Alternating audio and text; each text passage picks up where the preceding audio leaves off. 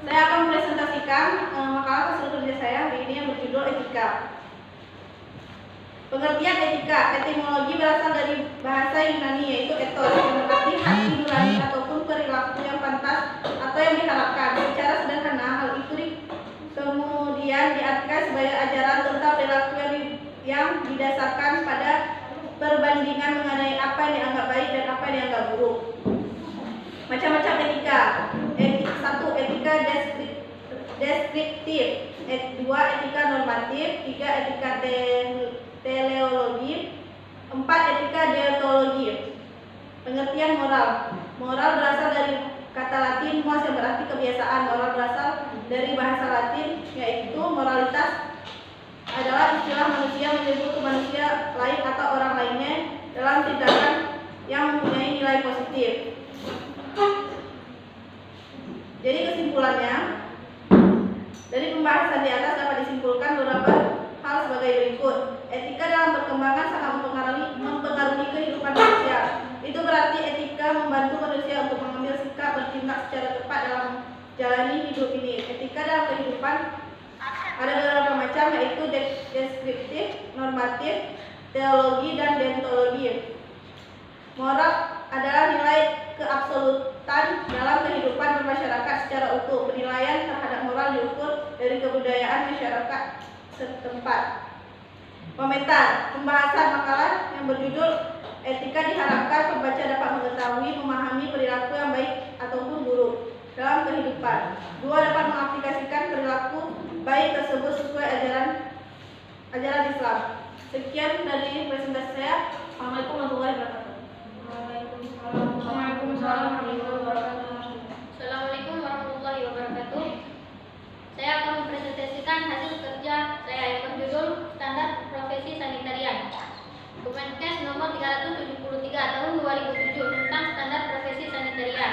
Definisi: Standar Profesi Sanitarian adalah suatu standar bagi profesi kesehatan lingkungan dalam menjalankan tugas profesinya untuk berperan secara aktif, terarah, dan terpadu dalam pembangunan kesehatan nasional. Peran, fungsi, dan kompetensi yang harus dimiliki oleh sanitarian atau ahli kesehatan lingkungan. A. Peran sebagai pelaksana kegiatan kesehatan lingkungan sebagai pelaksana. B. Peran sebagai pengelola kesehatan lingkungan. C. Peran sebagai pengajar, pelatih, dan pemberdayaan masyarakat. D. Peran sebagai peneliti kesehatan lingkungan. Standar kompetensi sanitarian atau ahli kesehatan lingkungan. Dalam menjalankan peran, fungsi, dan kompetensinya, tenaga sanitarian harus memiliki kompetensi sesuai dengan standar kompetensi. Uraian mengenai standar kompetensi sanitarian atau ahli kesehatan lingkungan sesuai dengan jenjang pendidikan. Kesimpulannya yaitu peran sanitarian sebagai pelaksana kegiatan kesehatan lingkungan, pengajar, pelatih, dan pemberdayaan masyarakat, pengelola kesehatan lingkungan.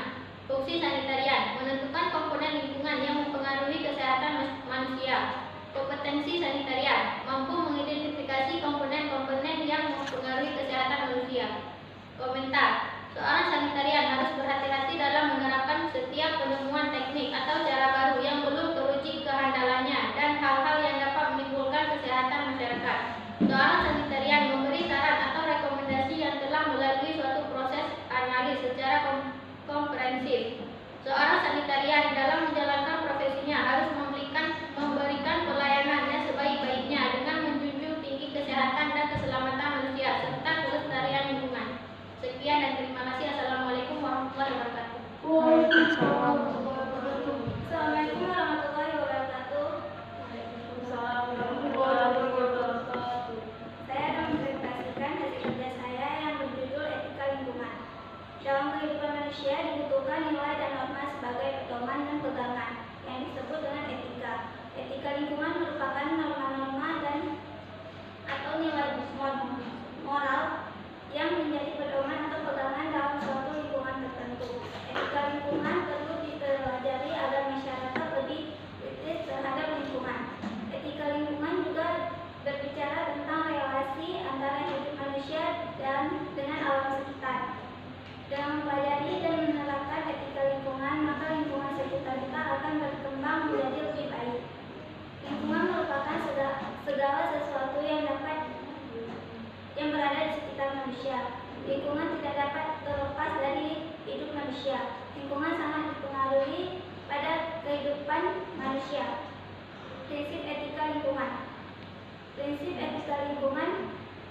hidup dirumuskan dengan tujuan untuk dapat dipakai sebagai pegangan atau tuntutan bagi perilaku manusia dalam kehidupannya.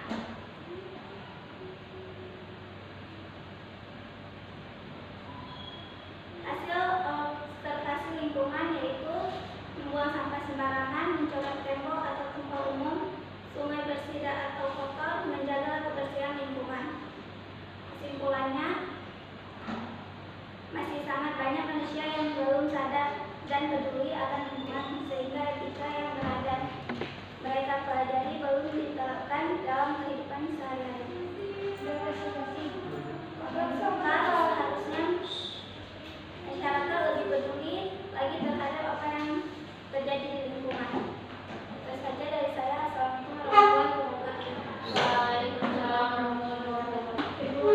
Assalamualaikum warahmatullahi wabarakatuh. Waalaikumsalam warahmatullahi wabarakatuh. Nama saya Amr Farid, saya akan mempresentasikan hasil kerja saya yang berjudul Lingkungan Sanitasi Air Bersih.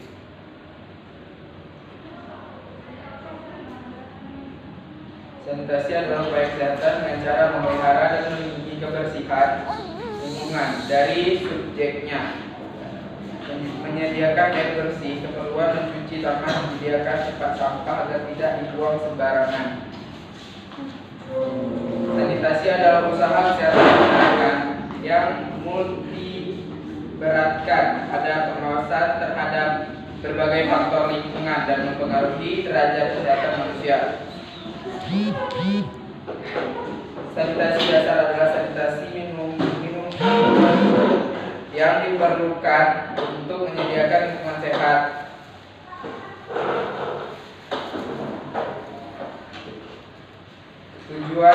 Tujuan umum mengetahui tentang kebutuhan air bersih dan sanitasi dasar. Tujuan khusus mengetahui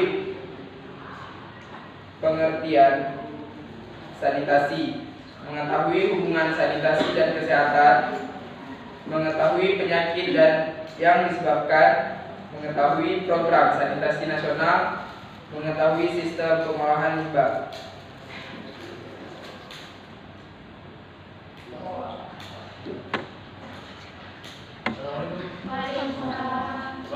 Masyarakat